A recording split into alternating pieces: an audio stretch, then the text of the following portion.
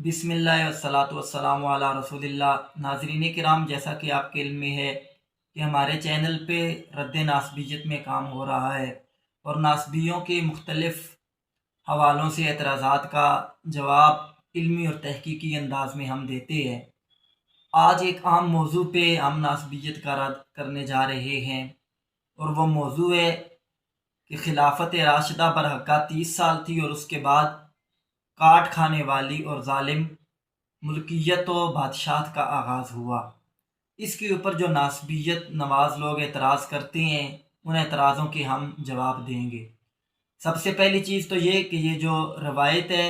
اس کے اوپر اعتراض کیا جاتا ہے، اس کی سند کے اوپر بھی کچھ لوگ اعتراض کرنے کی کوشش کرتے ہیں اور پھر اس کے متن کو بھی متنازع بنانے کی کوشش کرتے ہیں اور پھر اس پر کچھ عقلی اعتراض کرتے ہیں، اور ان کا مقصد یہی ہے کہ یہ حضرت مولا کائنات مولا علی مشکل کشا کرم اللہ تعالی وجہ الکریم ان کی خلافت برحقہ، ان کی خلافت راشدہ کو متنازع بنانا چاہتے ہیں۔ یہ فتنہ پھیل چکا ہے کہ حضرت علی رضی اللہ تعالیٰ عنہ کی خلافت سے ان کو خلیفہ برحق ماننے سے سرعام انکار کیا جا رہا ہے۔ پچھلی ویڈیو میں نے اسی پہ بنائی تھی، اور امام احمد بن حنبل انہوں نے ایسے لوگوں کے بارے میں فرمایا تھا کہ جو شخص حضرت علی رضی اللہ تعالیٰ عنہ کو خلیفہ راشد نہیں مانتا، ان کو خلفائے راشدین میں شمار نہیں کرتا، فہو من حمار اہلی، تو وہ گھریلو گدھا ہے۔ تو امام احمد بن حنبل نے ایسے شخص کو گھریلو گدھا کہا ہے، اور ائمہ نے اس پہ بڑا سخت موقف اختیار کیا ہے، اور میں پچھلی ویڈیو میں ثابت کر چکا ہوں کہ پوری اہل سنت کا اس بات پہ اجماع ہے کہ حضرت علی رضی اللہ تعالیٰ عنہ خلیفہ برحق ہیں، اور وہ اجماع اسی حدیث سے استدلال کرتے ہوئے ہے کہ رسول اللہ صلی اللہ علیہ وآلہ وسلم کی یہ جو روایت ہے کہ خلافت النبوت 30 سنہ، کہ میرے بعد خلافت نبوت، خلافت اعلی من حاج النبوہ، یہ 30 سال تک ہوگی۔ اس کے بعد ثم یؤتی اللہ الملک او ملک من یشاء، اس کے بعد اللہ جسے چاہے گا اسے ملک عطا فرما دے گا، یا اپنا ملک جسے چاہے گا عطا فرما دے گا۔ اور بعض روایات میں یوں ہے کہ اس کے بعد ثم تکون ملکن حدودا یا ملکن عادا، کہ اس کے بعد کاٹ کھانے والی ملکیت ہوگی، ظالم و جابر حکومت آ جائے گی۔ تو یہ مختلف الفاظ ہیں اس حدیث کے، اس حدیث سے اہل سنت نے استدلال کی ہے،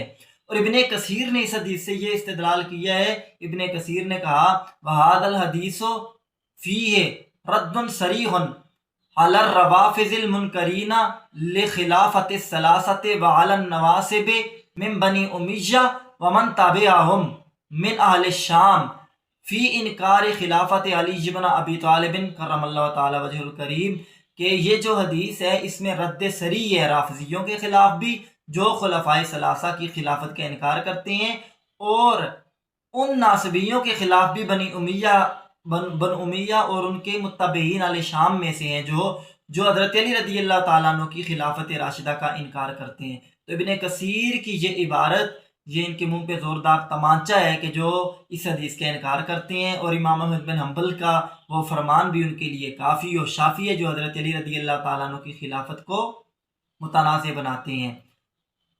اسی طرح ابن تیمیہ نے بھی اس روایت کا انکار نہیں کیا۔ ابن تیمیہ نے بھی اس روایت سے یہ استدلال پکڑا ہے۔ جمہور جس طرح سے اہل سنت کا اجماع ہے حضرت علی رضی اللہ تعالیٰ عنہ کی خلافت برحقہ پہ کہ حضرت علی رضی اللہ تعالیٰ عنہ وہ خلفائے راشدین میں ہیں، تو چونکہ اس طرح کے جو اعتراضات کیے جاتے ہیں، تو جب حدیث کو ہی متنازع بنا دیا جائے گا تو پھر معاملہ بڑا آسان ہو جائے گا۔ ہمیں کسی کے ساتھ نہ ضد ہے نہ دشمنی ہے، نہ ہم کسی صحابی کی گستاخی کے لیے بات کرتے ہیں، بلکہ ہم ان کے دلائل کا تجزیہ کرتے ہیں اور ان کے دلائل کا جواب دیتے ہیں تاکہ حق واضح ہو سکے۔ حق کو باطل بنانے کی سازش کو ناکام کرنا ہمارا مقصد ہے، کسی کی گستاخی بے ادبی کرنا نہ ہمارا مقصد ہے، نہ ہی ہم گستاخی کرتے ہیں، اور ہم اللہ سے پناہ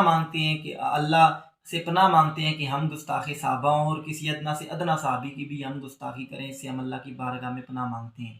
تو سب سے پہلے اس حدیث کی جو سند پہ کلام کیا ہے مفتی کامران نے، وہ کہتے ہیں کہ اس حدیث میں جو سعید بن جمحان ہیں ان کے حوالے سے ابو حاتم نے کہا ہے کہ ان کی حدیث کو لے لو، لیکن ان کی حدیث سے احتجاج حجت نہ پکڑو، ان کی حدیث قابل احتجاج نہیں ہے۔ تو ابو حاتم کی اس جرح کے اوپر محدثین کرام نے جرح کی ہے، اور ابو حاتم کی اس جرح کو قبول نہیں کیا، جس طرح امام ذہبی نے نقل کیا اور دیگر محدثین نے اور دیگر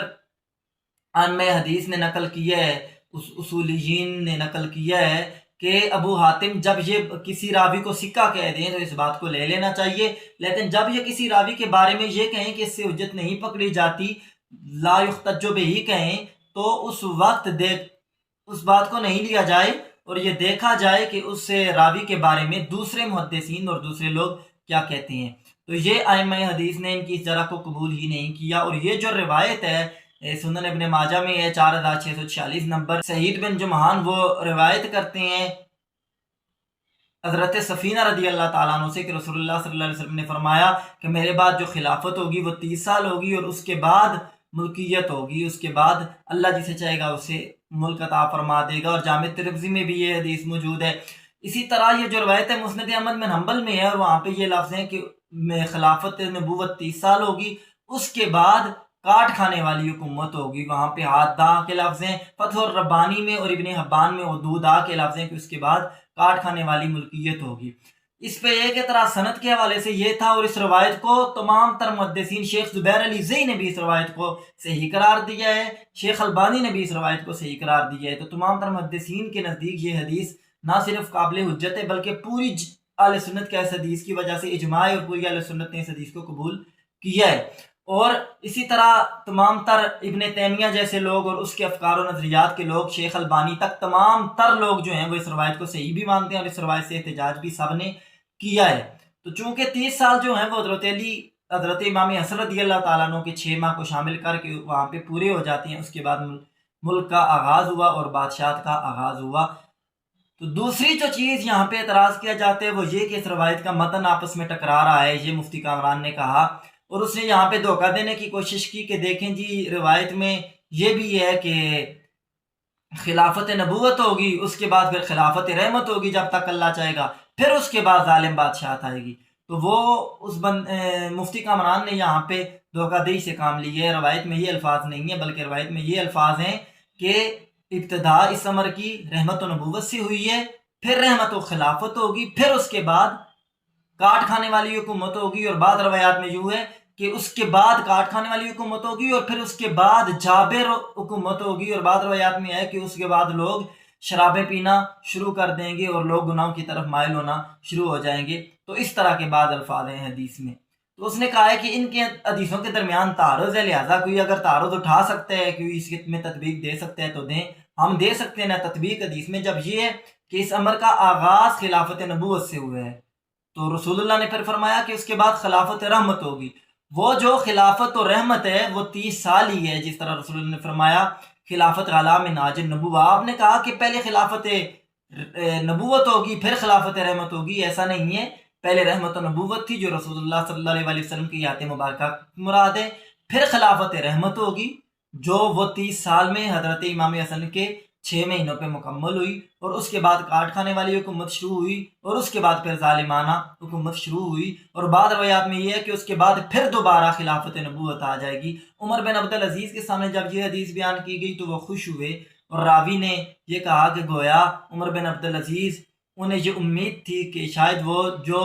خلافت حضور نے فرمایا تھا کہ ظلم کے بعد دوبارہ سے جو خلافت نبوت آ جائے گی، تو عمر بن عبدالعزیز اس سے اپنی خلافت مراد لے رہے تھے۔ واللہ عالم بالصواب۔ بہرحال تو اس روایت کی سند بھی ٹھیک ہے، اور ان روایات کا جو متن ہے وہ بھی متعارض نہیں ہے، اس میں بھی تطبیق دی جا سکتی ہے، اور پوری اہل سنت نے ان روایات کو قبول کی ہے۔ اب نواسب ایک اور چال چلتے ہیں یہاں پہ، اور یہ اہل حدیث کے جو علماء ہیں وہ یہ کہتے ہیں کہ دیکھیں رسول اللہ نے فرمایا کہ اللہ جسے چاہے گا اسے بادشاہت عطا فرما دے گا، تو لہٰذا اللہ جسے بادشاہ بنا دے تو اس کی بادشاہت اچھی بادشاہت ہوگی، اس کی ملکیت اچھی ملکیت ہوگی، وہ کوئی ظالم و جابر نہیں ہوگی، اور وہ کاٹ کھانے والی نہیں ہوگی۔ تو لہٰذا یہ روایت درست نہیں ہے جس میں کاٹ کھانے والی کے الفاظ ہیں، چونکہ سنن ابن ماجہ میں ہے کہ اللہ جسے چاہے گا بنا دے گا، لہٰذا جو ملکن حدودہ کے لفظ ہیں وہ والی روایت صحیح نہیں ہے، اس کا انکار کرتے ہیں۔ تو ہم یہ کہتے ہیں کہ اس میں دلیل نہیں پکڑی جا سکتی کہ جسے اللہ بادشاہ بنا دے وہ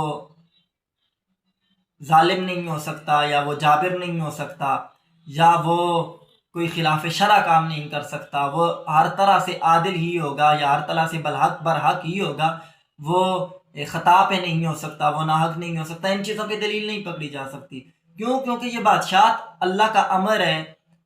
خود اللہ نے قرآن پاک میں ارشاد فرمایا قل اللہم مالک الملک تؤتی الملک من تشاء وتعز من وتنزع الملک ممن تشاء وتعز من تشاء وتذل من تشاء بیدک الخیر انک علی کل شیء قدیر۔ تو اس بادشاہی کا مالک حقیقت میں تو اللہ ہی ہے، اور جسے بھی بادشاہت ملی ہے تو اللہ تبارک و تعالیٰ نے اسے خود آزمانے کے لیے، اسے خود ڈھیل دینے کے لیے امر ربی کی طرف سے ہی اسے حاکم و بادشاہ وقت بنایا گیا ہے۔